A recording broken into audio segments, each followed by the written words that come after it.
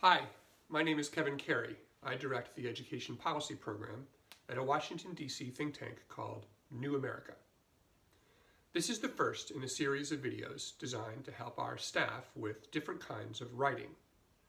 Today, we're going to focus on short-form writing, op-eds, columns, and blog posts that usually run fewer than 1,000 words. And while we'll touch on many different parts of the writing process, we're going to focus on two things in particular. First, the difference between lived experience and abstract ideas. Second, the importance of structure. To illustrate, we're going to use a column written by The New Yorker's James Surowiecki. You can find it by searching for the words James Surowiecki, homeless. Read it, then print it out or have a copy available to look at while you're listening to this. Okay, are you ready? Let's look at the first sentence. In 2005, Utah set out to fix a problem that's often thought as unfixable, chronic homelessness. This is a great first sentence for a short column, in part because it illustrates the importance of lived experience in communicating abstract ideas. We live our lives through our senses. We feel the floor when we step out of bed in the morning. We smell and taste a cup of coffee, see and hear birds outside our window. We also live in order, each moment, hour, and day proceeding after the next. Life is a narrative with a beginning, middle, and end, with each of us as the main character. That has a profound effect on how we think and, therefore, on how we read. Like Joan Didion said, we tell ourselves stories in order to live. Abstract ideas, by contrast, can be hard to digest. They are alien to our lived experience. Writing is itself abstract. Letters and words are only symbols. Each of us interpret those symbols in different ways. The challenge of writing, therefore, is to help people who live in the reality of senses and time to think abstractly. One way to do that is to ease the transition from one state of thinking to another. So while this column is about an abstract idea, Surowiecki doesn't start there. Instead, he says, in 2005, Utah set out to fix a problem. He begins by locating the reader in a specific time, 2005, and place, Utah. Now, it doesn't really matter that this has happened in Utah. The column isn't about Arches National Park or the Church of Latter-day Saints, or anything necessarily Utah-specific. It also doesn't matter that it happened in 2005, other than to signal that it happened recently enough to be relevant to readers in 2014, which is when this column was published. Yet Surowiecki locates his column in a time and a place anyway, because we are always somewhere, somewhen, so we are more comfortable being taken by an author to another time and place. That's why fairy tales begin once upon a time in a land far away. Time, place. The next thing Surowiecki does is motivate the reader to keep reading. He writes, set out to fix a problem that's often thought of as unfixable. It's good to know where and when you are, but there's nothing inherently interesting about Utah in 2005. Why should I, the reader, care? Because, first, they were trying to solve a problem. Problems are interesting. Problems represent conflict. As people, we are inherently attracted to conflict. Why? Because life is a struggle. It's difficult to be human. We face obstacles all the time. And our character is defined by the choices we make to overcome them. That's why most stories are structured by the creation and resolution of conflict. So, once upon a time and place, though when and where are out of the way, Surowiecki establishes the conflict and stakes involved. It's worth noting that in longer stories, like books or movies or magazine articles, the other crucial thing established at the beginning, along with when and where, is who. What person is the protagonist of this story?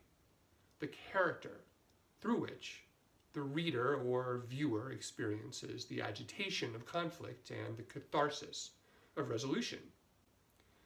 Since this is a short column and characters take space to describe, Surowiecki doesn't use a specific person as a main character. Some columns do that, but not this one. Instead, he substitutes in a group of people by making the state of Utah itself into the protagonist. Utah set out to fix a problem. Note the use of the phrase set out. These words convey action with purpose, the beginning of a journey. How will it end? Keep reading to see. If the author had written fixed instead of set out to fix, it would have been just as accurate and shorter, but it would have given the ending away. And not just any problem, a problem that's often thought of as unfixable. This brings us to the crucial importance of structure.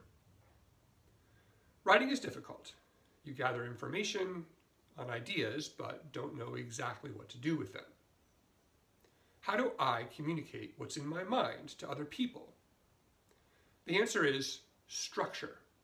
You can think of it as a blueprint for constructing a building, a recipe for baking a pastry, or whatever metaphor helps. The point is, there is a formula for writing well that people have figured out over time. Understand the formula, the structure. It works for a reason. The first step in the formula is to make the reader interested. There are many ways to do this. One of them is to establish the time and place and protagonist and conflict using the rules of storytelling that we all as people inherently understand. This is another way of saying that every sentence you write should have a purpose. And the purpose of the first sentence is to motivate the reader to keep reading, to read the second sentence. Almost no one will be obligated to read what you write. You have an audience of volunteers, voluntary readers. Have you ever started reading something only to have your eyes glaze over and you almost involuntarily turn the page or click away? Don't let that happen to you, the writer. Motivate your readers to keep reading. The second step is to tell the reader what you're writing about. It's all well and good to intrigue people, but what, the reader is asking herself, consciously or unconsciously, is this all about? After intriguing her, the next step is to establish the subject. Surowiecki establishes the subject at the end of the first sentence. It is chronic homelessness. In one sentence, Surowiecki has established the time and place, plus a protagonist of sorts, made the reader interested in the outcome of a conflict, and established the subject.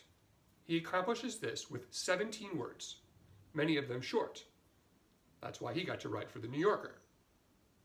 Next, he spends a couple of sentences providing additional information and context. The state had almost 2,000 chronically homeless people, which means this problem is large enough to matter. There's a standard approach, but Utah embraced something else.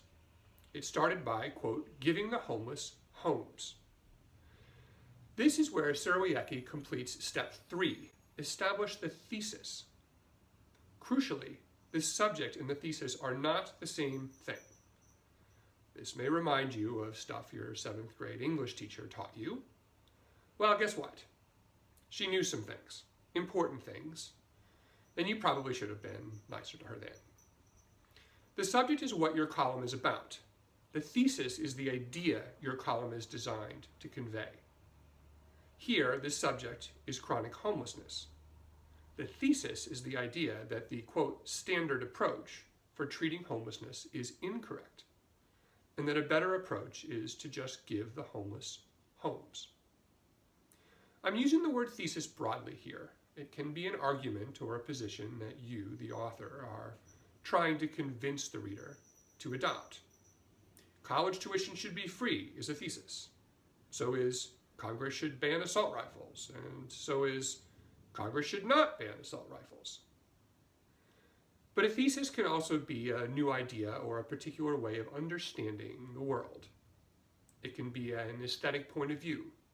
Theses tend to be in some ways generalizable and abstract. Surowiecki also introduces tension and provokes interest. by stating that his thesis defies conventional wisdom.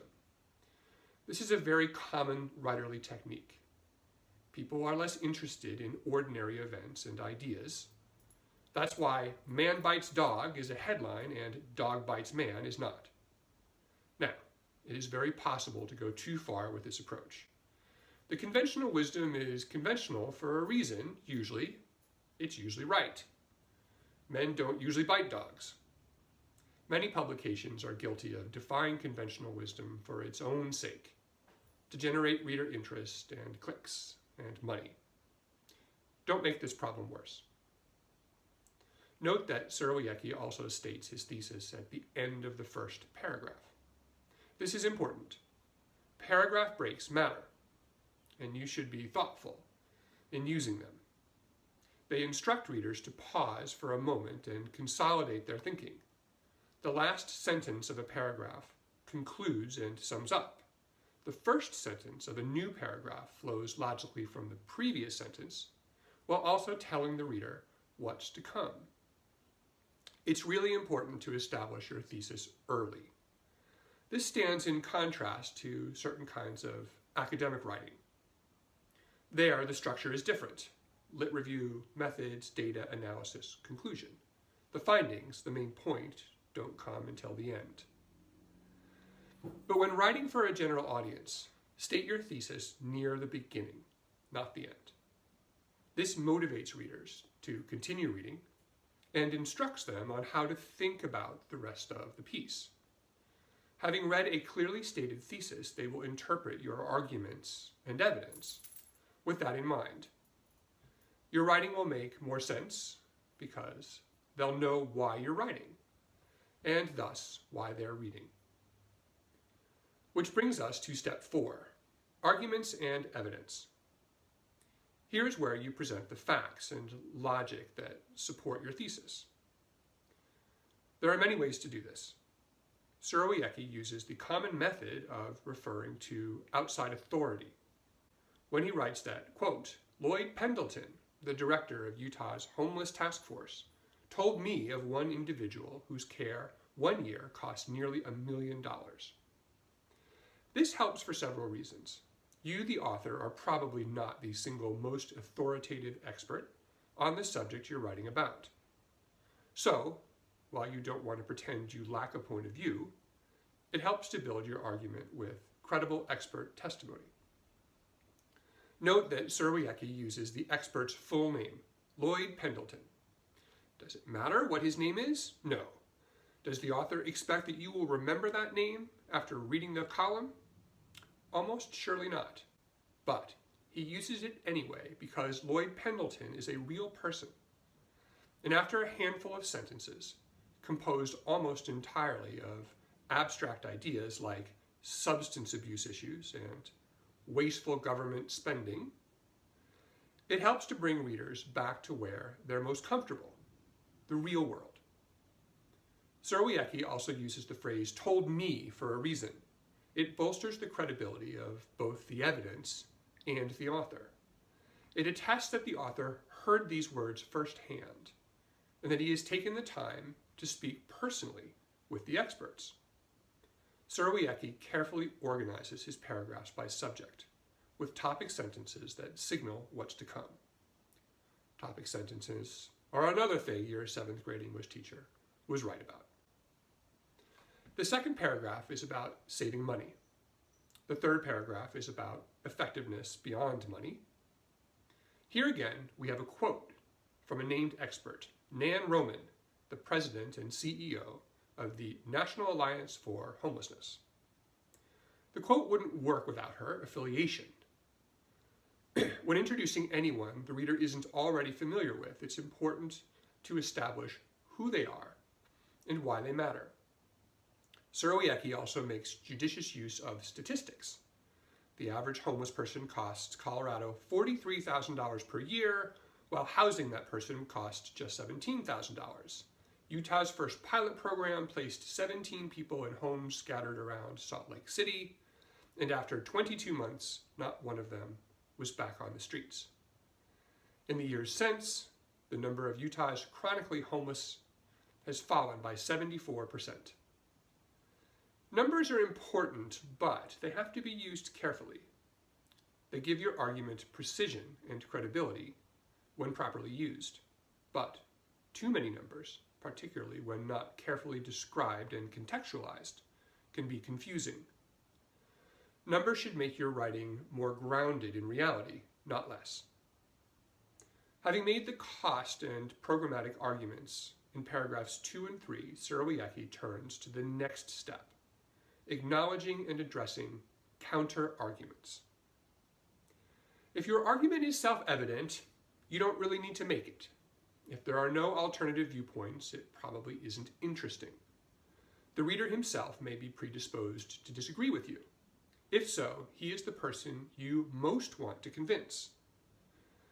Acknowledging counter-arguments is also crucial for establishing your authorial credibility. Readers are always consciously or unconsciously judging writers. This is natural and rational. There are a lot of words out there, and we need ways to decide relatively quickly who to trust. We are far more receptive to arguments from writers who we believe have integrity. Stating and addressing counter-arguments helps you persuade more people and gives more credibility to everything you say. Surowiecki uses the technique of agreeing with a possible counter-argument by saying, quote, "of course," before quickly using its strength on his own behalf. Sure, there are relatively few chronically homeless people, but for many others, quote, "the same principles have been used," unquote. And while you might have been skeptical that a, quote, "solidly conservative state like Utah has embraced an apparently bleeding heart approach," unquote, quote, "housing first has become the rule in hundreds of cities around the country, in states both red and blue," unquote. This provides a natural transition to the sixth step, expanding to a broader context. It's great if you can make a compelling argument about a particular subject. It's even better if you can go from a particular real-world circumstances out to abstract principles, and then over to other also important real-world circumstances. That's what Surowiecki does in the next paragraph, when he writes in his topic sentence, quote, "the recognition that it makes sense to give money away today in order to save money later isn't confined to homeless policy." This is followed by interesting examples of programs in Mexico and the Bolsa Familia in Brazil. This is both noteworthy in itself and more evidence for the relevance and importance of the thesis. It's not just about the chronic homelessness in Utah. Having given the reader an intellectual key to understanding certain kinds of government-client dynamics, he then shows how that key can open doors in surprising places. Then, Surowiecki comes to the seventh and final step, the conclusion and kicker. Here he begins by re-summarizing his argument in general terms. It's too late in the column to introduce any new people, places, numbers, or information. Having used those elements to build his argument, he restates those ideas. Quote, "our system has a fundamental bias toward dealing with problems only after they happen, rather than spending up front to prevent their happening in the first place," unquote, before concluding with a pithy, memorable phrase, the kicker. Quote, "the success of Housing First points to a new way of thinking about social programs. What looks like a giveaway may actually be a really wise investment." The kicker is one last chance to leave the reader with a sharp turn of phrase that sums up the thesis. If the reader remember it and what it means, your job is well done. The column we've been reading and talking about is 900 words long. It fits on one side of a magazine page in a comfortable reading font with room for an illustration.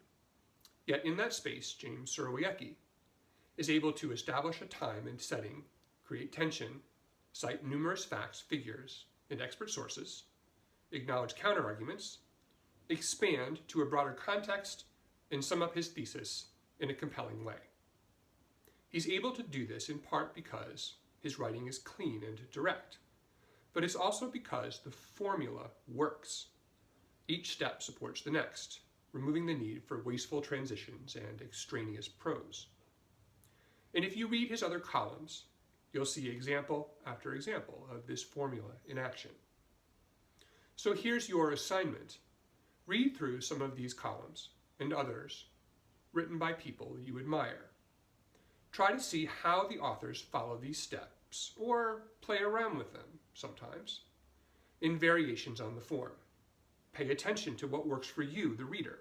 Which strategies made you interested, engaged, and compelled? Because if they can do it, you can too.